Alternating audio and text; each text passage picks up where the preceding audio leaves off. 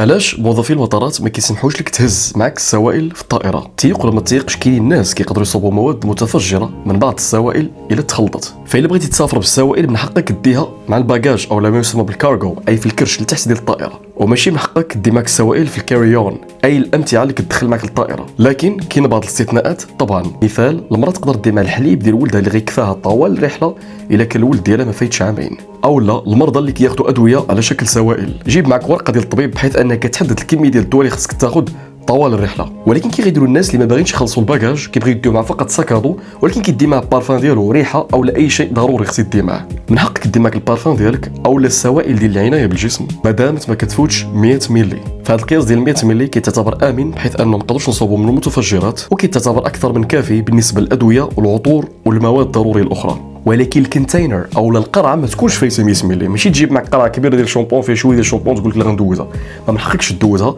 بل تقدر تجيب اكثر من 100 ملي وتقسمها على جوج او ثلاثه ديال القرعات صغار. هاد اللعيبه مثلا كتعتبر اكثر من امنه، لكن ما صالحاش للبنات حيت ما كتكونش كافياهم، حيت كترشوا الريحه بزاف اصاحبي.